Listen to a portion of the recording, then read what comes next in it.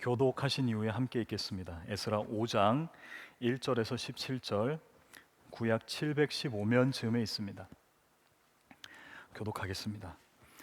선지자들 곧 선지자 학개와 이또의 손자 스가랴가 이스라엘의 하나님의 이름으로 유다와 예루살렘에 거주하는 유다 사람들에게 예언하였더니, 예스알디엘의 아들 수르바벨과 요사닥의 아들 예수아가 일어나 예루살렘에 있던 하나님의 성전을 다시 건축하기 시작하며 하나님의 선지자들이 함께 있어 그들을 돕더니, 그때 유브라데 강 건너편 총독 다뜨네와 스달보스네와 그들의 동관들이 다 나와 그들에게 이르기되, 누가 너희에게 명령하여 이 성전을 건축하고 이 성곽을 마치게 하였느냐 하기로, 우리가 이 건축하는 자의 이름을 아뢰었으나 하나님이 유다 장로들을 돌보셨으므로 그들이 능히 공사를 막지 못하고 이 일을 다리오에게 아뢰고 그 답장이 오기를 기다렸더라.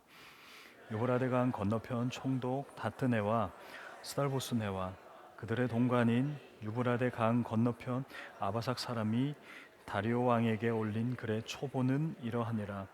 그 글에 일렀으되, 다리오 왕은 평안하옵소서. 왕께 아뢰옵나이다. 우리가 유다 도에 가서 지극히 크신 하나님의 성전에 나아가 본즉, 성전을 큰 돌로 세우고 벽에 나무를 얹고 부지런히 일함으로 공사가 그 손에서 형통하옵기에, 우리가 그 장로들에게 물어보기를, 누가 너희에게 명령하여 이 성전을 건축하고 이 성곽을 마치라고 하였느냐 하고 왕에게 아뢰고자 하여 그들의 이름을 물은즉, 그들이 우리에게 대답하여 이르기를, 우리는 천지의 하나님의 종이라. 예전에 건축되었던 성전을 우리가 다시 건축하노라. 이는 본래 이스라엘의 큰 왕이 건축하여 완공한 것이었으나 우리 조상들이 하늘에 계신 하나님을 노엽게 하였으므로 하나님이 그들을 갈대아 사람 바벨론 왕 느부갓네살의 손에 넘기심에, 그가 이 성전을 헐며 이 백성을 사로잡아 바벨론으로 옮겼더니, 바벨론 왕 고레스 원년에 고레스 왕이 조서를 내려 하나님의 이 성전을 다시 건축하게 하고, 또 느부갓네살이 예루살렘 하나님의 성전 안에서 금, 은 그릇을 옮겨다가 바벨론 신당에 두었던 것을 고레스 왕이 그 신당에서 꺼내어 그가 세운 총독 세스바살이라 부르는 자에게 내주고, 일러 말하되, 너는 이 그릇들을 가지고 가서 예루살렘 성전에 두고 하나님의 전을 제자리에 건축하라 하매, 이에 이 세스바살이 이르되 예루살렘에 하나님의 성전 지대를 놓았고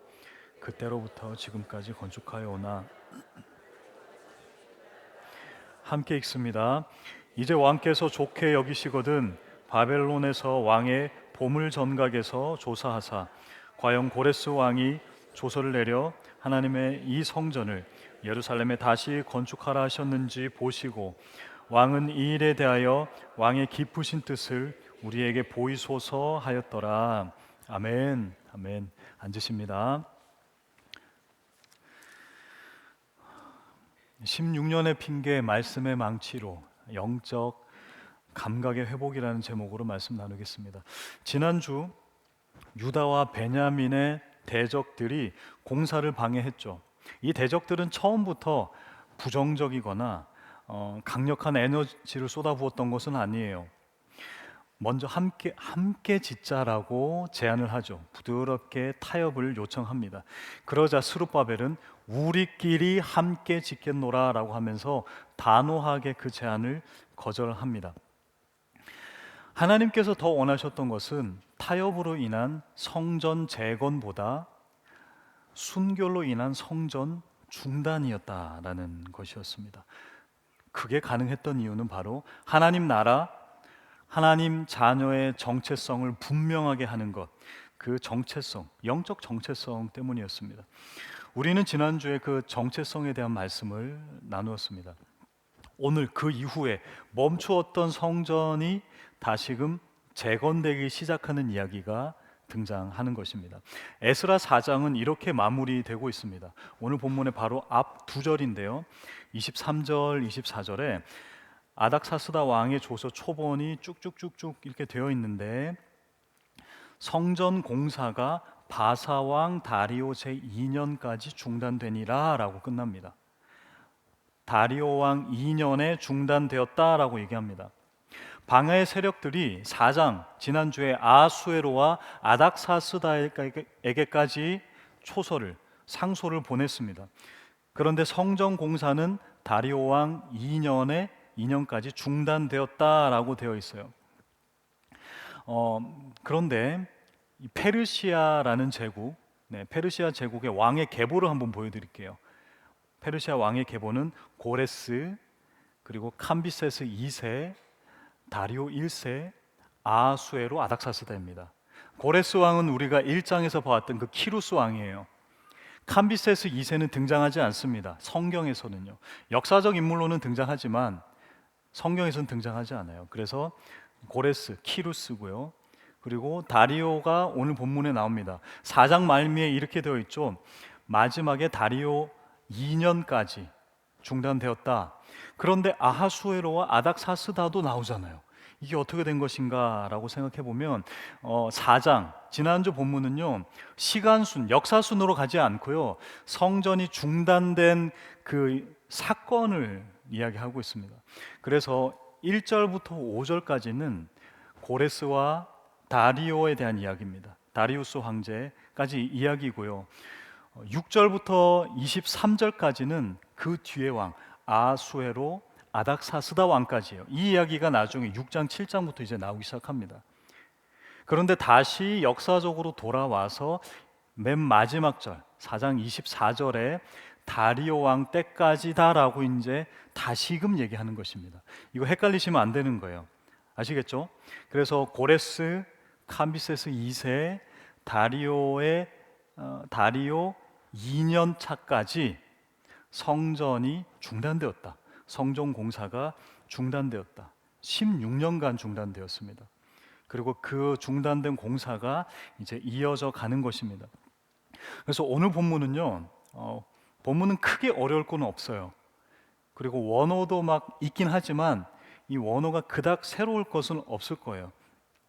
그래서 오늘은 좀 더 집중하고 싶은 것은 여러분, 이 역사적 정황 속에서 과연 다리오라는 황제가 성전 재건을 오케이 해준 것이 가능했는가? 그리고 이스라엘 백성들도 과연 이 성전을 재건하는 것이, 이 순종함이 정말 당연했는가? 또한 가능했는가를 한번 알아보려고 합니다. 당연한 것 아니었고 이 순종은 엄청난 거였음을 설명드리고 싶은데요. 그러기 위해서는 이 좀 전체적인 좀 이 페르시아의 역사를 알아봐야 될 것 같아요. 아니, 우리나라 국사도 헷갈리는데 무슨 페르시아의 역사냐라고 하실 수 있겠지만 그냥 옛날 이야기 듣는다라고 생각하시고 한번 들어보시면 될 것 같아요. 고레스 왕, 키루스입니다. 고레스 왕이 전쟁에서 막 전쟁을 하다가 전사를 하게 됩니다. 물론 돌아와서 자연사했다라는 역사적인 평가도 있지만 아마 전장에서 죽는 것 같아요. 그리고 그의 아들인 캄비세스 2세가 왕위에 올랐습니다. 근데 이 캄비세스는 약간 폭군이었어요. 그래서 이 캄비세스 2세가 그 여동생들을 왕비로 삼고요, 또한 그 백성들을 막 죽이기도 하고 살육하고 또 본인을 신격화하는 그런 사람이었습니다. 이때 당시에 여러분, 이 고대 근동과 팔레스타인 지역과 또 이 바벨론 지역에서 이 땅을 차지하면은, 여러분 보시기 이쯤이네요. 이 땅을 차지하면 모든 것을 평정한다라는 나라가 있었습니다. 그 나라가 어딜까요? 굉장히 오래된 나라고요. 문명도 굉장히 발달한 나라입니다. 어느 나라일까요? 네, 이집트입니다. 이집트를 차지하면 웬만해서는 그쪽은 평정했다라는 평가를 받는 거예요. 그래서 캄비세스 2세는 이 이집트를 정복하러 갑니다. 이집트를 정복하러 출정하려고 하는데 그때 꿈을 꿔요. 어떤 꿈을 꾸냐니까 자신의 동생인 스메르디스, 바르디아라고 하는 이름인데요. 스메르디스는 그런 공식 이름이고 바르디아는 그런 애칭 같은 거예요. 스메르디스 머시기가 본명이에요. 스메르디스가 본인을 모반해서 죽이는 꿈을 꾸는 거예요. 아니, 이집트를 정복하러 가기 바로 직전에 동생이 자신을 반역하는 꿈을 꿨다? 여러분 어떻게 하시겠습니까? 여러분이 만약 캄비세스 2세라면 어떻게 해요? 여기 뭐 형제 자매님들 많이 계시죠? 지금 친자매님 계시는 우리 염집사님도 계시는데 만약 내 자리를 동생 염수민 모반하려 한다 어떻게 하겠습니까? 처단, 그렇죠. 맞습니다. 캄비세스도 처단합니다. 처단입니다. 캄비세스 2세가 자신의 동생인 이 바르디아를 조용히 암살해요. 대놓고 하면 또 폭군 이미지가 커지니까 조용히 암살하고 떠납니다. 국가 기밀로 붙여요. 그리고 이집트 원정을 떠납니다. 4년 넘게 막 여기서 국가를 돌보기보다는 전쟁터에서 보내게 됩니다. 그러면 이 비어진 공간은 누가 차지할까요? 그때 당시에 사제 그룹이 있었어요. 그러니까 조로아스터교가 이 페르시아의 거의 대부분의 종교였는데 마고스라는 그 사제들 집단이 있었습니다. 점성술을 하던 사람들이에요. 이 마고스 중에 한 명인 가우마타라는 사람이 이곳을 정복하기 시작한 거예요. 그래서 본인이 딱 들어차면서 3년 동안 조세와 또 병역의 의무를 안 지는 거예요.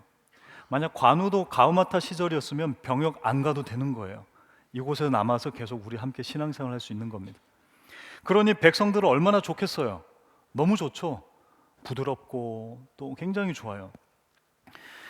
이 마고스라는 사제가요, 사실 신약에서 이분의 탄생 때 찾아가죠. 바로 이분이 누굴까요? 예수 그리스도를 찾는 그 동방박사 그 집단입니다.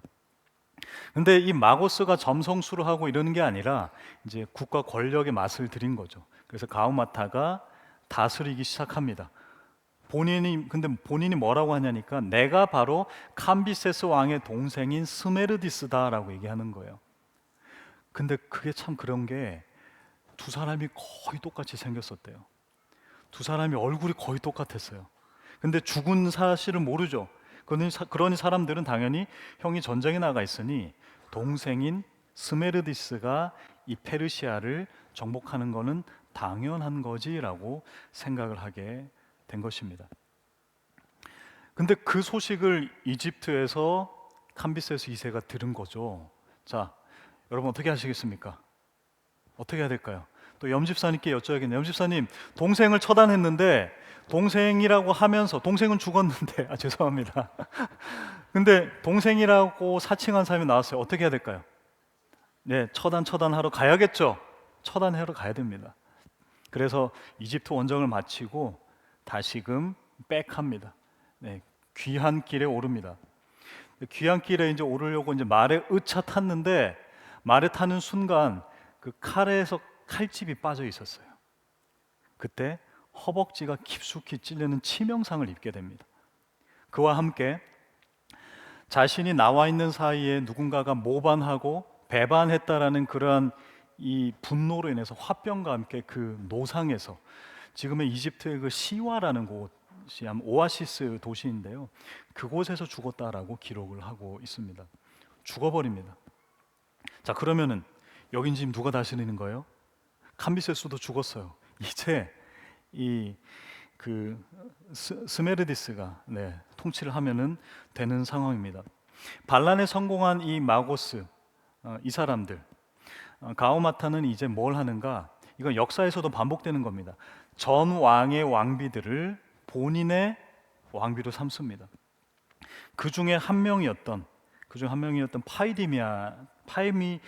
파이디미아가 비밀을 알아버렸어요. 어떤 비밀이었냐 하니까 이 파이디미아는 원래 캄비세스의 그 왕비였잖아요. 그러니까 이 상황을 다 알았어요. 기밀이었지만 다 알았던 거예요. 근데 재밌는 건 이 가오마타가 원래 권력욕이 좀 있었나 봐요. 그래서 원래 고레스 왕 시절 사제할 때 엄청난 죄를 지었나 봐요. 그래서 고레스가 이 가오마타의 귀를 잘라버렸습니다. 그죠? 잔인하죠. 근데 이때 당시에 귀를 자르는 것은 그냥 단순한 그러한 폭압적이고 폭력적인 게 아니라 처형이었던 것 같아요. 신약에서도 이런 장면이 등장하죠. 혹시 기억나십니까? 예수님이 체포당하려 하자 그 대제사장들의 용병 말고의 귀를 누가 자르죠? 베드로가 잘라버리죠. 아마 그러한 역사적 또 흐름이 있었던 것 같아요. 귀가 잘려 있었던 가우마타였습니다. 근데 뭐 잠자리도 하고 같이 지내다 보니까 귀가 잘린 걸 알게 된 거죠. 그럼 이 사람은 누구다? 원래 스메르디스가 아니다라는 거예요. 그런데 공교롭게도 가우마타의 이름도 스메르디스였고요, 동생의 이름도 스메르디스였던 것입니다. 이름이 되게 비슷했어요. 그래서 뭐 여기에 여러분 은혜 받을 필요는 없어요. 아 그렇구나 어머나 이렇게 그럴 필요는 없습니다. 근데 그 가우마타는 결국에는 그것이 들통이 나게 되고, 이것을 해결하기 위해서 이제 원래 페르시아의 귀족들, 원래 페르시아의 진짜 왕족들이 일어나기 시작합니다. 7명의 귀족들이 일어났고요, 그 일어난 귀족들이 이 마고스 집단을 잘 처리해냅니다. 그 7명 중에 한 사람, 그 7명 중 한 사람이 바로 다리오였습니다. 여러분. 다리우스 왕이었다고요. 그 7명 귀족이 우리가 해가 뜰 때 우리가 성문에서 나갈 즈음에 가장 먼저 우는 말의 소유자가 왕이 되자, 그런데 다리오 왕의 말이 운 거죠. 그래서 그때부터 다리오가 이 페르시아의 세 번째 왕이 되었습니다. 그래서 고레스, 키루스, 캄비세스, 성경에는 없어요. 기록되어 있지는 않아요. 하지만 역사적인 사람입니다. 그렇게 해서 다리오가 왕위에 오른 상황이었어요. 여러분, 이런 역사적 정황을 한번 쭉 살펴보는 이유는요, 생각해 보자는 것입니다. 이 캄비세스 2대 왕의 이 광기 어린 이집트 정복과 또 여러 가지 암살 있었죠. 그리고 마고스 사제들의 종교가 아닌 정치적인 참여가 있었어요. 반란이 있었습니다. 그 반란을 진압을 하는 것입니다. 누가요? 다리오가요. 이 국정이 굉장히 혼란한 상황이었다라는 것입니다. 페르시아 제국이 크니까 괜찮겠지가 아니었어요. 엄청난 혼란 속, 특별히 쿠데타 속에 왕권을 다시 회복한 다리오였다라는 것입니다. 그러니 여러분 생각해 보십시오. 팔레스타인의 예루살렘 지역에 유태인이라는 민족이 지금 뭘 하는 거예요? 성전을 재건한다. 그리고 성벽을 다시 쌓는다. 다리오 입장에서 어떻게 받아들일까요? 얘네들이 또 뭔가 문제를 일으키네, 혹은 우리를 반역하네라고 충분히 생각할 수가 있었다라는 것입니다. 근데 더군다나 지금 뭐부터 짓겠대요? 성벽 전에 뭐요? 성전입니다. 굉장히 종교적인 행위입니다. 그런데 이 이전에 누구로부터 나라를 잠시 빼앗겼었나요? 어느 집단이었죠? 마고스라는 그 종교 지도자 집단이었다는 것입니다. 그러니 다리오 입장에서는 충분히 긴장할 만하고요, 불편할 만하고요, 그것을 저단하거나 중단시킬 너무나도 많은 명분이 있었습니다. 그럼에도 불구하고 하나님께서는 다리오를 감동시키시고요, 이스라엘 사람들의 마음을 감동시키셔서 다시금 성전이 재건된 것입니다. 이스라엘 사람들 입장에서 생각해 볼게요. 만약 이 성전 재건을 하는데 다리오가 군대를 보내서 본인들을 죽이면 어떡할 거예요? 그리고 오늘 본문에서도 읽어보시면 아시겠지만 이게 나오죠. 당신 이거 누가 하라 그랬어? 이름 대라고 합니다. 우리도 왜 공공기관에서 전화할 때 지금 전화 받으시는 분 이름이 뭐예요? 라고 하면 되게 굉장히 움찔하죠. 이름을 적어서 제출을 하게 했다라는 것입니다. 굉장한 위협이었습니다. 그럼에도 불구하고 이 성전 재건을 다시금 시작했다라는 것입니다. 이거는 여러분 단순히 하나님이 역사 속에서 일하셨지라고 스쳐보낼 이야기가 아니에요. 과연 이 원동력이 무엇이었을까? 이때 당시 사람들의 마음이 어떠했을까를 우리는 다시금 좀 자세히 들여다볼 필요가 있다는 것입니다. 다시 다리오 얘기를 한번 살짝 돌아와 볼게요. 지금 나라를 평정했죠. 국정을 이제 잘 다스려야 합니다. 안정을 취하기 위해서 가장 먼저 한 게 있습니다. 그는 바로 공용어를 지정합니다. 이거는 그리스 시대에도 그랬고요, 로마 시대에도 마찬가지였습니다. 공용어를 지정하는데 이때 당시 공용어는 바로 아람어였습니다. 아람어는 히브리어랑 거의 비슷해요. 문자도 같이 쓰는데 약간 다릅니다. 뭐 예를 들면 이런 거예요. 종, 슬레이브라는 종은 아바드입니다. 아람어로는 아바드인데 히브리어로는 에베드입니다. 약간 비슷하죠. 그래서 왜 그런 얘기 있죠. 고대 라틴어는 대충은 알겠다라는 거죠. 이탈리아 사람들이 약간 그런 느낌입니다. 어쨌든 공용어를 아람어로 만듭니다. 그러면서 철저하게 문서 중심으로 가는데요. 그래서 에스라 4장 8절부터 또 다음 주의 본문인 6장 12절까지 여러분 성경에서는 히브리어가 아닌 아람어로 기록이 되어 있습니다. 역사적 정황을 정확하게 하기 위해서이기도 하죠. 그래서 그 모든 조서, 상소문들이 다 아람어로 되어 있어요. 철저한 문서 행정의 시대였다라는 것을 알 수가 있습니다. 이 문서를 그럼 어떻게 해야 돼요? 아람어로 쓰여진 이 모든 문서들을 잘 보관을 해야겠죠. 그래서 이때 당시에 데이터 센터가 있었어요. 국가기록 보관소가 있었습니다. 바벨론, 수산, 앙메다 궁 이런 궁에 베이트 긴자야라고 하는 보관소가 있었어요. 그래서 그 보관소에 기록물들을 차곡차곡 보관하는 거죠. 그래서 오늘 본문에도 읽어보시면 유다 장로들이 상소를 올리면서 이렇게 얘기하죠.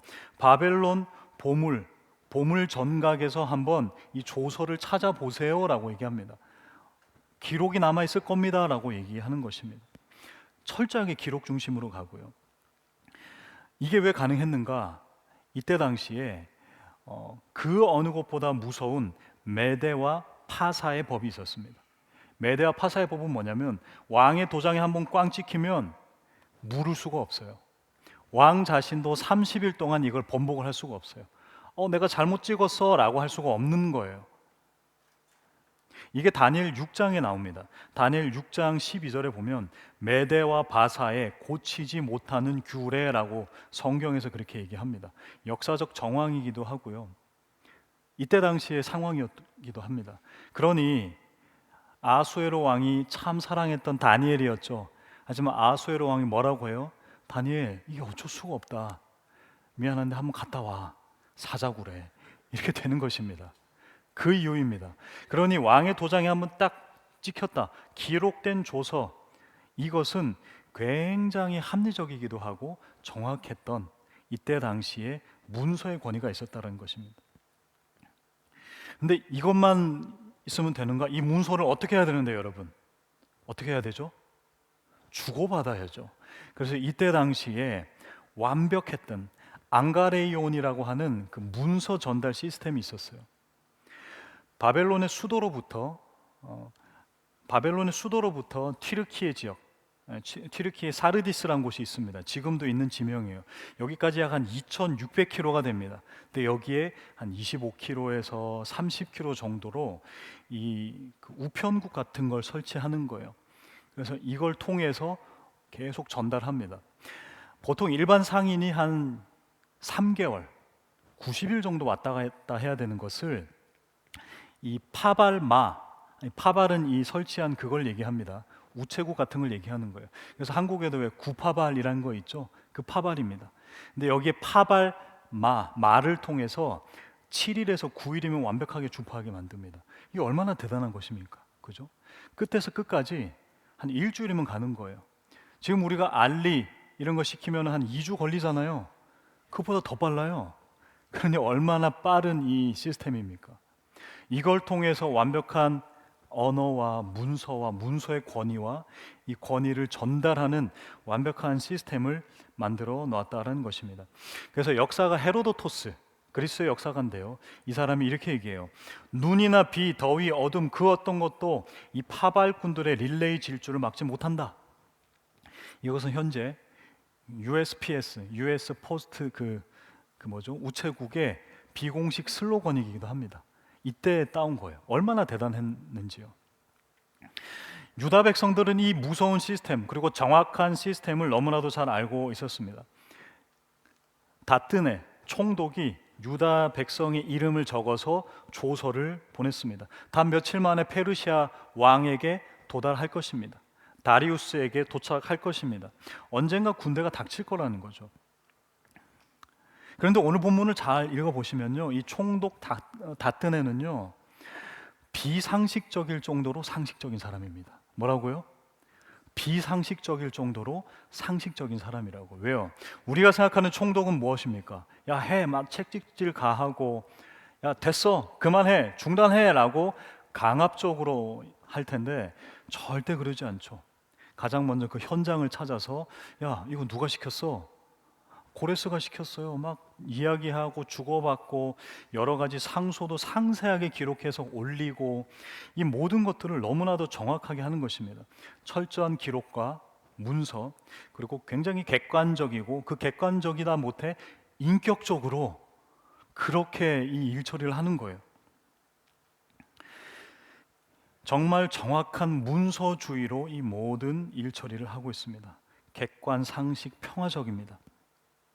그래서 페르시아의 이 행정 방식은 생각보다 굉장히 젠틀했습니다. 그런데 바로 이 페르시아의 문서주의를 유다의 말씀주의가 충돌하는 것입니다, 여러분. 오늘 본문은 그거예요. 완벽한 시스템과 완벽하게 조직된 그 행정과 완벽한 왕의 권위의 그 문서와 하나님의 말씀의 권위가 충돌하는 것이라고요. 우리가 이렇게 생각합니다. 다리오 왕 2년에 성전이 재건되어서 다리오 왕이 명령한 것으로 얘기해요. 근데 아닙니다, 여러분. 생각해 보십시오. 또 자세히 읽어 보십시오. 성경에서 뭐라고 하고 있냐면 이미 남유다 사람들은 그냥 성전 재건을 시작을 했어요. 성전 재건을 시작하고요. 그때 누가 지으라 그랬어 하면서 상소가 오고 가는 것입니다. 중단하지 않았어요. 그냥 그대로 이어갑니다. 그대로 이어가서 이후에 다리오가 가서 뭐 확인하고 문서를 확인해 보니 진짜 그런 게 있었던 거죠. 그게 이제 6장에 나오는 이야기들입니다. 남유다 사람들은 문서주의와 말씀주의에서 뭐가 우선됨을 얘기해요? 말씀주의가 우선됨을 얘기하고 있는 것입니다. 만약 문서주의의 눈치를 봤다면, 야, 지금 누가 하라고 그랬어? 아, 미안합니다, 죄송해요, I'm sorry 했겠죠. 잠깐만 우리 쉬었다 갈게요 라고 했겠죠. 하지만 이들은 그 무시무시한 처벌과 훗날의 것들을 다 감안하고서라도 하나님의 말씀의 우선됨을 강력하게 실천하고 있는 것입니다, 여러분. 이게 어떻게 가능했는가? 바로 말씀으로 가능했다는 것입니다. 말씀이 재건되기 전에 몇 년간 중단됐다고요? 성전이 재건되기 전에 몇 년간 중단됐어요? 16년이었다고요. 이 16년간의 사람들의, 성도들의 이 마음의 이 영적 온도가 어땠을까요? 찬바람이 쉬쉬 불었겠죠. 처음에는 뭐 하지 말라 그러니까 뭐 안 하는데, 그래 뭐 이쯤 하면 됐지 뭐 라고 하는 마음이었겠죠. 차가웠다고요. 뜨겁지 않았다고요. 이 문서주의에 대항할 정도로 그들의 마음은 뜨겁지 않았다라는 것입니다, 여러분. 대단하지 않았다라는 거예요. 그런데 오늘 본문 1절과 2절에서 이렇게 얘기하죠. 선지자 학개와 스가랴의 예언으로, 학개와 스가랴의 예언으로, 그리고 그 선지자들을 뭐 했다고요? 함께 도왔다라고 2절에서 이야기를 하고 있습니다. 단순히 예언하고 선지자들이 함께 도왔다, 이거 그냥 단순한 얘기가 아닙니다, 여러분. 그 삶의 모든 16년의 그 모든 시간들을 깨부술 수 있는 완벽한 동기부여였다라는 것입니다. 학개와 스가랴가 뭔 얘기를 했길래, 뭔 얘기를 했길래 16년 동안 움직이지 않는 그 사람들을 깨웠을까요? 여러분, 학개는요 백성들의 현실을 완벽하게 꼬집었습니다. 아무 움직임이 없는 그 백성들을 완벽하게 꼬집었다고요. 자신의 집을 완벽하게 꾸며놓고 성전은 황폐한 채로 두었던 그 불균형을 지적하고 있습니다. 이것은 여러분 단순한 생활 문제가 아닙니다. 이것은 불순종의 문제입니다. 언약의 불순종의 문제였다고요. 이때 당시에 사람들이 했던 이야기가 있습니다. 학개 1장 1절 2절인데요 1절 말고 그 2절 한번 보여주시겠어요? 2절 말씀 넘겨서 2절 한 목소리로 읽어보겠습니다. 시작. 이르시되 만군의 여호와가 이같이 말하여 이르노라. 이 백성이 말하기를 여호와의 전을 건축할 시기가 이르지 아니하였다 하느니라. 뭐라고 얘기하고 있습니까? 아직 때가 아니다라고 자기 합리화를 하고 있는 것입니다. 우리가 주님 앞에 가장 많이 하는 이야기입니다. 아직 때가 아니에요. 왜냐하니 나의 좀 명분도 지키고요, 체면도 유지할 수 있죠. 그리고 너무 차갑게 거절하지 않는 완곡한 거짓말은 아니지만 완곡한 표현이죠. 아직 때가 아닙니다. 저는 아직 아니에요. 저는 아직 멀었어요. 네, 맞습니다. 우리는 아직 멀었습니다, 여러분. 우리는 그럴 사람이 아닙니다, 여러분. 우리는 주님 앞에 쓰임 받을 만한 그런 존재가 아니라고요. 맞아요. 하지만 주님의 나라는요, 그런 아닌 사람들 다 갖다 쓰더라는 거예요. 예수님의 제자 보십시오. 바울도 보십시오. 그닥 인정을 받지 못했던 사람입니다. 아닌 사람을 갖다 쓰는 게 바로 하나님의 나라입니다. 저도 지금 신대원부터 해서 작년까지 보니까 딱 16년이더라고요. 공교롭게도 16년이 딱 지났습니다. 저희 16년의 그 핑계의 삶을 되돌아보니까 저도 이렇게 목회자고 번지르르 하고 막 머리에 무스 바르고 막 이렇게 해서 뭐 번지르르 해 보이죠? 아닙니다. 제가 저를 잘 압니다. 저를 왜 주님께서 목회자로 부르셨을까 고민해 본다면, 제가 주님께서 저를 여기에 갖다 놓지 않으면 제가 주님과 가장 멀리서, 하지만 주님과 관계는 깨트리지 않고 주님 때가 아닙니다란 말을 가장 많이 하면서 그렇게 간격 유지하면서 주님과 가장 멀리 있게 가장 완벽한 존재였기 때문입니다. 제가 저를 너무나도 잘 알고 있습니다. 그래서 주님께서 저를 그냥 가까이에 가장 앉혀다 주신 것 같아요. 너 그러다가 안 될 것 같아 해서 그냥 가장 성전 가까운 곳으로 주님이 앉혀주신 것 같습니다. 뭐 저만 그렇습니까? 여러분 항상 아니라고 할 때 질문 드릴게요. 우리가 언제 완성형 인간이 될 수 있습니까? 여러분, 언제 완성형이 됩니까? 우리가 언제 그렇게 될 수 있냐고요, 여러분. 주님이 우리를 사용하시고 주님이 우리를 부르시며, 특별히 구원도 마찬가지입니다. 그것은 우리의 어떠함이 결코 아닙니다, 여러분. 주님의 선하신 성품이고 주님의 그 신실하신 약속 때문에 우리가 이 자리에 나올 수가 있는 것입니다. 우리가 언제 준비가 된 적이 있습니까? 여러분, 준비된 채로 주님께 부르심 받으셨습니까? 여기 엄마 아빠들 많이 계시죠? 여러분, 엄마 아빠가 될 준비가 되셔서 부모님이 되셨습니까? 엄마 아빠 라이선스가 있으십니까? 엄마 아빠 자격을 얻고 그 다음에 아이를 낳으십니까? 아니죠. 어떻게 됩니까?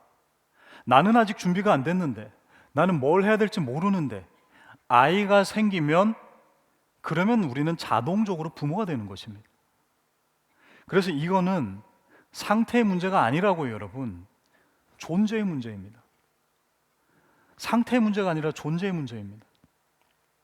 여러분, 우리 죄인이죠? 아니에요? 여러분, 우리 의인이죠? 이것도 아니에요? 죄인도 아니고 의인도 아니문이다요? 어딘가요, 우리는? 질문 드릴게요. 우리는 죄인의 상태인가요, 신분인가요? 이때쯤 되면 항상 이런 곤란한 질문을 하죠, 제가. 주무실까 봐.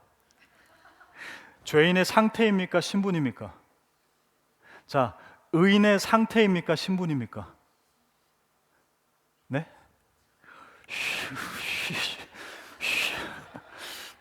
아람어 하시는 줄 알았습니다.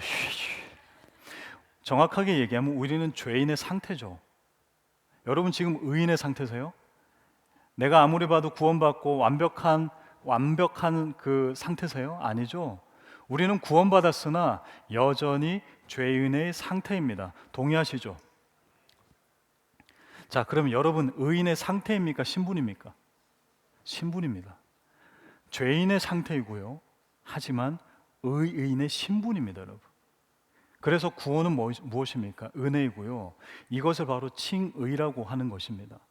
우리는 여전히 죄인의 상태이나 나는 구원받을 만한 조건과 능력이 단 하나도 없으나, 이 상태이나 주님께서 뭐라고 신분으로 매겨주신다고요? 의인의 신분으로 우리를 불러주신다는 것입니다. 그러니 여러분, 더 이상 아닙니다, 아직 아닙니다, 이 이야기는 접으셔도 됩니다. 알고 있어요. 주님도 여러분이 아직 때가 안 됐다라는 거, 아유 얘 언제 사람 되나라고 하는 거, 아유 전정훈이 언제 사람 되나 알고 계십니다. 그런데 주님은 그냥 갖다 쓰시는 거예요. 그게 바로 죄인의 상태와 의인의 신분된 우리의 부르심이다라는 것입니다. 주님께서 그런 우리들을 감동시키십니다. 1장의 고레스를 감동시키신 주님께서 주님이 사람들의 마음 한 명 한 명을 감동시킨다라고 학개서 1장 14, 15절에 이야기하고 있어요. 그래서 학개에는 지난날의 것, 회개함을 이야기하고 있습니다. 그리고 현재 우리의 상태를 꼬집고 있다고요. 자, 그럼 마지막으로 스가랴는요. 스가랴는 무엇을 얘기합니까? 스가랴는 미래를 얘기하고 있습니다. 스가랴는 미래에 대한 비전과 희망, 또 회복에 대한 이야기를 하고 있습니다. 그래서 뭐가 그렇게 많아요? 환상이 많아요. 환장할 것 같죠. 환상이 많은 이유가 바로 그것입니다. 미래에 대한 이야기와 소망을 주고 있다라는 것입니다. 스가랴 환상을 통해서 하나님이 예루살렘을 선택하셨다라고 얘기를 하고 있죠. 그래서 막 측량줄 나오고 예루살렘 성전을 막 재고 있어요. 저도 옛날에 그런 노가다 뒷일을 할 때 막 먹줄 튕기고 하거든요. 먹줄 튕겨가지고 막 타일하고 그런 거 하고 있는 거예요. 하나님께서 이 예루살렘은 뭐 하시겠다는 겁니까? 새롭게 인테리어 하시겠다는 것입니다. 예루살렘 성전 다시 회복된다라고 얘기하시는 겁니다. 대제사장 여호수아의 정결함이 나오죠. 그건 무엇입니까? 성전뿐만 아니라 너희 백성들도 내가 제사장으로 세우겠다라고 얘기하십니다. 더 나아가서 스가랴의 가장 핵심입니다. 따라하시죠. 하나님의 영. 스가랴에서 가장 중요한 게 바로 이 성령님입니다. 성전과 성령. 하나님의 영, 그 성령께서 이 모든 것들을 할 것이다 라는 것입니다. 그래서 수룹바벨과 대제사장 예수와는 어땠겠어요? 마음이 든든했겠죠. 그래, 이거 우리가 하는 게 아니지, 성령님이 하시는 거지, 그 마음을 가질 수 있었어요. 그러니 문서주의와 아무리 위협이 와도 뭐예요? 과거와 현재의 학계 선지자와 또 미래에 대한 소망을 보여줄 수 있니, 아, 주님이 하시는구나, 우리는 뭐 하면 된다? 망치질 하면 되는 거야, 성전을 세워가면 되는 거야 라는 확신을 가질 수 있었다는 것입니다. 여러분, 이것은 단순히 역사적 옛날 이야기가 아닙니다. 좋은 이 예를 어떻게 해야 됩니까? 우리에게 사용해야죠. 역사적으로 묻어두면 안 되죠. 은혜장로교회도 그럴 것입니다. 우리가 걸어가야 될 길입니다. 여러분, 우리 삶에서 또 우리 교회에서 동기부여가 되지 않아 답답하십니까? 그거 왜 그런지 아세요? 말씀으로 인해서 내 삶이 동기부여가 되지 않았기 때문입니다. 너무 뻔하지만 가장 핵심적인 이야기입니다. 내 삶이 뭔가 정체되어 있고 교회와 활동과 그 모든 것이 뭔가 정체되어 있는 느낌이 들 때는 무엇인가, 바로 말씀의 동기부여를 얻지 못해서입니다, 여러분. 그러면 다른 동기부여는요? 네, 가능하죠. 하지만 이것이 짧아요. 이것은 무엇일까요? 바로 유통기한이 짧다는 것입니다. 동기부여가 돼서 움직일 수는 있으나 유통기한이 짧아요. 자, 유통기한이 짧으면 그 음식은 어떻게 돼요? 상하게 되죠. 그러면서 어려움을 겪게 되는 것입니다. 내가 호기롭게 시작했으나 말씀의 동기부여가 아니고서는 넘어지고 하다가 조금 낙심하고 또 때로는 신앙을 등지게 되는 것도 바로 그 이유라는 것입니다. 그러게 여러분, 우리 은혜장로교회 담임 목사의 리더십으로 동기부여가 되지 않기를 소망합니다. 우리 성도님들의 착한 마음이 동기부여가 되지 않기를 소망합니다. 서로가 챙겨주는 것, 사랑이 동기부여가 되지 않길 소망합니다. 물론 이것이 시작이 될 수는 있죠. 하지만 가장 중요한 건 무엇에 대한 동기부여라고요? 바로 말씀으로 인한 동기부여라고요. 그 말씀이 내 삶 속에, 내 영혼에 가득 차버려서 성령 하나님이 일하시면 여러분 끝나는 것입니다. 우리 은혜장로교회는 그렇게 일하게 될 줄 믿습니다. 은혜장로교회는 다른 동기부여가 아니라 인간의 관계를 떠나서 정말 성령 하나님께서 우리에게 주시는 말씀의 동기부여, 그것이 영원히 세세토록 진짜 제대로 된 길을 갈 수 있음을 기억하셨으면 좋겠습니다. 말씀을 맺겠습니다. 여러분, 우리는 지금 페르시아의 역사의 이야기를 듣고 있는 것이 아닙니다. 페르시아 때 성령 하나님이 계셨다면, 그 성령 하나님이 지금도 우리와 함께 하시다면, 그렇다면 우리는 그 페르시아 이야기를 우리의 삶으로 적용을 해야 될 것입니다. 아니, 말씀 좋은 거 다 알죠. 알면서 왜 움직이지 않습니까? 왜 동기부여가 되지 않습니까? 왜 동기부여를 원치 않습니까? 왜 아직 아니라고만 얘기하십니까? 물론 이 설교하고 갑자기 제 전화 받으면 아이고 뭐 시키시려나 보다. 아니에요. 저희 한 달간 아무런 이런 전화 안 할 겁니다, 여러분. 걱정하지 마십시오. 진짜 말씀의 동기부여가 되자라고 얘기하는 것입니다. 제가 이곳에 부임하고 여러 좋은 또 감사한 성도님들의 마음, 또 우리 함께 되는 하나 되는 분위기 다 좋아요. 하지만 말씀 없으면 이거 오래 못 가요, 여러분. 진짜 허니문 딱 1년입니다. 1년 지나면 또 다른 어려움이 발생할 수가 있습니다. 왜요? 말씀이 아닌 다른 동기부여는 유통기한이 짧기 때문입니다. 그러니 사랑하는 성도님들, 다시 한 번 더 성전 재건, 이 속에 하나님이 일하셨음을 기억하셨으면 좋겠습니다. 주님께서 물으십니다. 문서주의냐? 세상의 완벽함이냐? 세상의 객관성이냐? 아니면 성령님이 우리에게 주신 그 말씀주의냐? 그것이 항상 우리 신앙생활에 충돌을 일으킬 것입니다. 그때 여러분들은 무엇을 선택하시겠습니까? 학계 선지자가 얘기했던 것처럼 아직 아닙니다 입니까?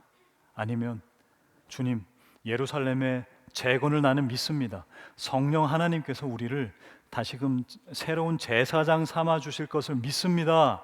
그 말씀주의 삶인지, 다시 한 번 더 진짜 성전 재건을 앞두고 제대로 된 동기부여되어 우리 영적 감성을 깨우쳐서 말씀으로 살아가시는, 그것이 우리의 삶에, 우리의 섬김에, 우리의 헌신에, 이 은혜의 교회 부흥의 귀한 씨앗이 되기를 주님의 이름으로 축원드립니다.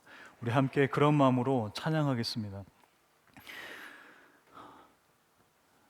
여러분, 주님께서 우리가 갖길 원하는 마음입니다. 다른 사랑하는 마음